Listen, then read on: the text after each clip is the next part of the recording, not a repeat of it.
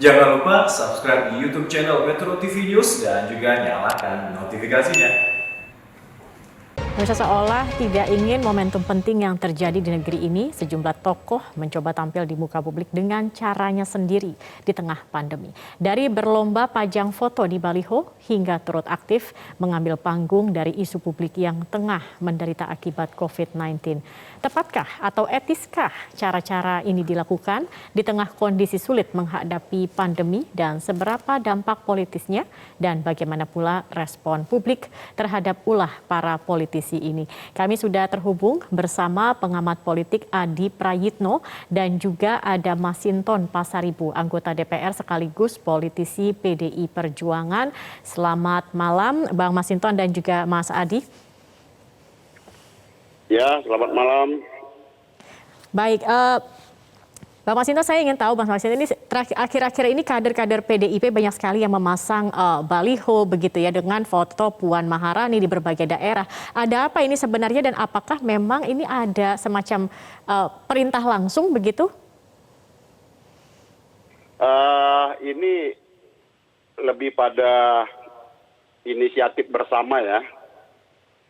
Sebagai kader partai tentu kami bangga punya Ketua DPR RI yang berasal dari kader PDI Perjuangan, Ketua DPR RI perempuan pertama sejak Republik ada.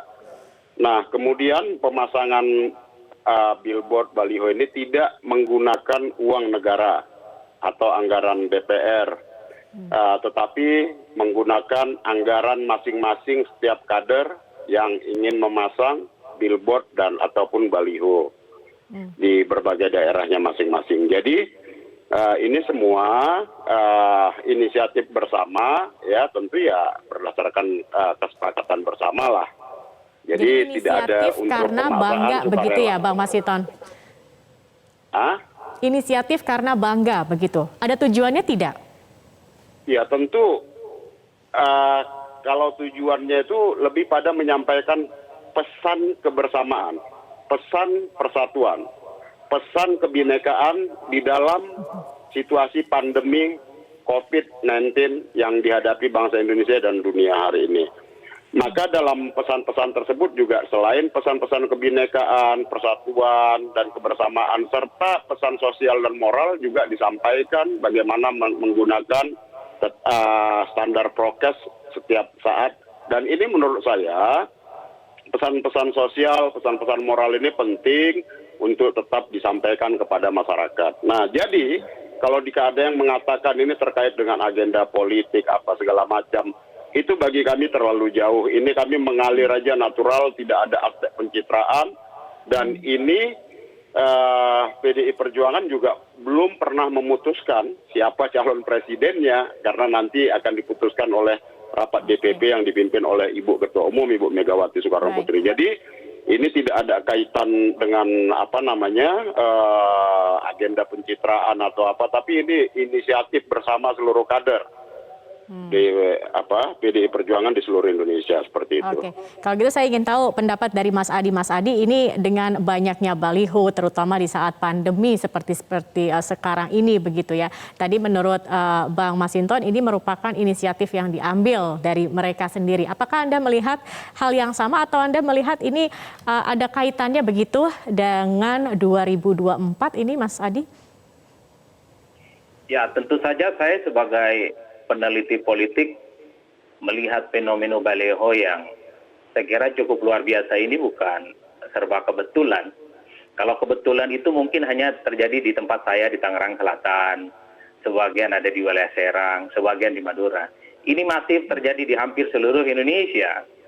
Sekalipun misalnya secara normatif disampaikan oleh Bang Masinton ini adalah inisiatif, tapi masivitas dan keserentakan itu kemudian membuat semua orang berpikir lain. Ini pasti ada instruksi khusus sebenarnya sebagai upaya untuk melakukan kerja-kerja politik. Minimal mengenalkan Puan Maharani sebagai salah satu orang yang memang layak untuk diperhitungkan menjadi salah satu pemimpin nasional di 2024. Itu yang saya sebut tidak ada yang kebetulan, Zakia.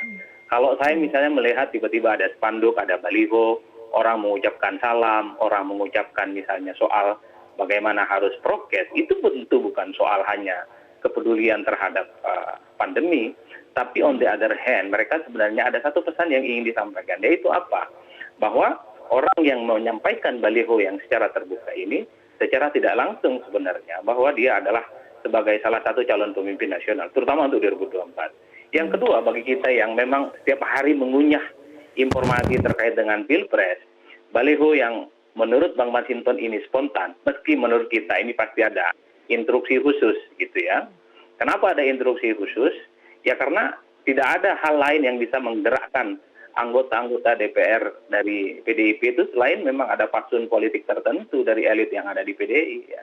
Nah, baliho itu sebenarnya hal lain yang ingin dijelaskan secara vulgar, sebenarnya ingin menggembok, ingin memblokir suara-suara publik yang selalu mengaitkan Ganjar Pranowo menjadi bagian penting dari Pilpres 2024 dari PDIP. Jadi ini secara transparan, Mbak, orang stop bicara Ganjar Pranowo untuk pencapresan di PDIP. Ada namanya Tuan Putri Puan Maharani yang memang cukup layak dan mendapatkan karpet merah, persetujuan dari elit-elit dan berbagai kader di seluruh Indonesia. Dua hal itu yang paling mungkin bisa dijelaskan. Jadi menurut Anda ini bukan spontan begitu atau kebetulan, tetapi mungkin ada apa di balik ini, ada sesuatu begitu ya Mas Adi ya. Mas Adi, nanti kita akan lanjutkan kembali dan juga Bang Masinton, karena juga selain baliho, rasa-rasanya kalau dilihat dari kader-kader PDIP sendiri juga ini sedang rajin begitu mengkritik pemerintahan terkait penanganan COVID-19. Nah ini juga ada apa sebenarnya begitu, nanti kita akan lanjutkan perbincangan ini usai jeda. Pemirsa tetap bersama kami.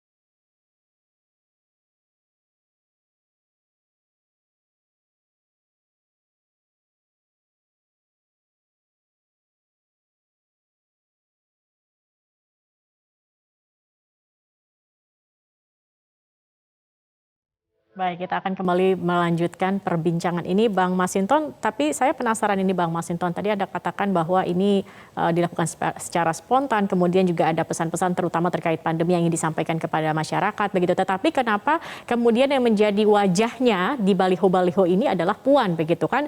Kader-kader PDI Perjuangan ini sebenarnya juga banyak, misalnya seperti Mas Ganjar dan lain-lain, mengapa kemudian Puan yang dipilih? Jadi pertama bukan spontan ya, saya katakan inisiatif bersama. Ini inisiatif bersama para kader. Nah kemudian tidak ada instruksi khusus. Nah jadi kenapa gambar-gambarnya Mbak Puan gitu ya. Ya Mbak Puan ini kan kader PDI Perjuangan. Selain beliau adalah putri Ibu Megawati, cucunya Pak Bung Karno, ya beliau juga adalah Ketua DPR RI perempuan pertama. Nah, jadi kami bangga sebagai kader partai ya yang bisa mengantarkan kader kami sebagai Ketua DPR RI perempuan pertama di Indonesia. Nah, kemudian kenapa hanya gambar Mbak Puan? Ya tentu ya beliau sebagai Ketua DPR saat ini seperti itu. Nah, jadi itulah yang kami sampaikan dan pesan-pesan beliau kepada Ketua DPR begitu ya Bang Masinton ya. Jadi mengapa kemudian wajah Puan yang ada di baliho-baliho di hampir berbagai wilayah di Indonesia begitu. Nah, kemudian selain memasang baliho Bang Masinton, kita juga melihat ini kader-kader PDIP rajin mengkritik pemerintah terkait dengan penanggulangan COVID-19 begitu ya, dimulai dari Puan Maharani, Effendi Simbolon dan hingga Anda sendiri. Sebenarnya ada apa ini? Apakah tidak disampaikan langsung begitu ya? Ini apalagi sebagai kenapa tidak langsung menyampaikan kritik kepada pemerintahan seperti ini? Apakah ada kendala komunikasi begitu dalam internal atau seperti apa? Nggak ada kendala komunikasi. Pemerintahan ini kan terdiri dari berbagai elemen dan kita harus bersama-sama ya. Nah, kritik, masukan itu adalah bagian dari kebersamaan dan dukungan kami kepada pemerintah. Jadi kalau ada yang belum pas ya kami sampaikan. Jadi kita ini kan tidak mendukung membabi buta seperti itu aja, semuanya harus benar. Nah, mana yang belum pas sehingga seluruh sektor itu bergerak bersama-sama. beriring bersama-sama. Nah, jadi kalau umpama PDI Perjuangan menyampaikan kritik, ya itu memang sebagai legislatif, ya kami harus menyampaikan itu. Dan juga sebagai kader partai, kami bersama-sama dengan pemerintah, baik di pusat, di daerah, ya baik kepala-kepala daerah juga, baik struktural partai, itu membantu masyarakat melakukan kegiatan-kegiatan sosial, baik itu dari mulai vaksinasi yang dilakukan oleh partai bersama Badan Penanggulangan Bencana Partai, kemudian mendistribusikan bantuan-bantuan sosial, kemudian juga membuatkan dapur umum. Jadi kerja-kerja gotong royong bersama itu selain dikerjakan di lapangan juga kami sampaikan dalam aspek tugas dan bidang setiap kader, baik itu di legislatif ya sebagai mitra kerja pemerintah, ya kami menyampaikan mana yang perlu disampaikan dan disuarakan, karena juga umpama persoalan PPKM kemarin yang lalu ternyata banyak kendala di masyarakat. Nah, maka suara-suara masyarakat itu kami harus sampaikan kepada pemerintah.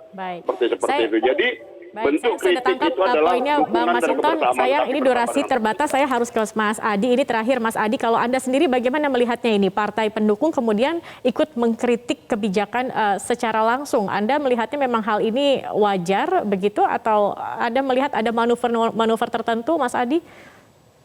Saya singkat saja, Zaki. Ada dua hal saya kira. Ini pertama soal miskomunikasi antar sejumlah partai dengan pemerintah tentu saja. Sekalipun misalnya keputusan politik pemerintah itu hanya diputuskan dengan menteri, tapi dalam sistem presidensialisme multipartai, jadi partai-partai koalisional ini perlu diajak bicara, terutama seperti PDIP sebagai partai pemenang pemilu, di mana tempat Jokowi bernaung lah, kira-kira begitu. Saya kira ada persoalan komunikasi, apalagi misalnya soal distribusi tanggung jawab politik yang hanya diberikan kepada orang yang itu saja yang terkait dengan pandemi. Tentu PDIP sebagai partai besar, kadernya juga perlu dong dimunculkan. Kok sepertinya kader PDIP ini disepelekan dalam penanganan pandemi, soal recovery ekonomi. Maka itulah yang kemudian membuat kenapa kritik ini disampaikan secara terbuka. Kalau cuma tidak ingin mendukung membabi buta, saya kira tinggal WA aja tuh Bang Masinton ke teman-teman yang lain. Kalau sudah ngomong ke publik, kalau sudah bicara secara terbuka, ini pasti ada sayun-sayunnya, Zakia. Pasti ada sesuatu yang tidak terurai dengan baik pola komunikasi. Yang kedua, saya khawatir ini soal kecemburuan politik saja sebenarnya, di mana distribusi soal kepercayaan presiden terhadap penanganan pandemi terutama hanya diberikan kepada orang yang begitu-begitu saja, seakan-akan parlemen ini hanya satu atau dua orang. Maksud saya seakan-akan menteri ini hanya satu dua orang saja yang paham soal recovery ekonomi, yang paham soal pandemi. Padahal PDIP tentu sebagai the ruling party punya kader terbaik, ada Bang Masinton, ada yang lainnya tentu saja. Oke, baik, terima kasih Mas Adi atas waktunya, dan juga Bang Masinton sudah bergabung bersama kami di Prime Time News. Sayangnya durasi kita terbatas untuk diskusi ini. Terima kasih sudah bergabung bersama kami.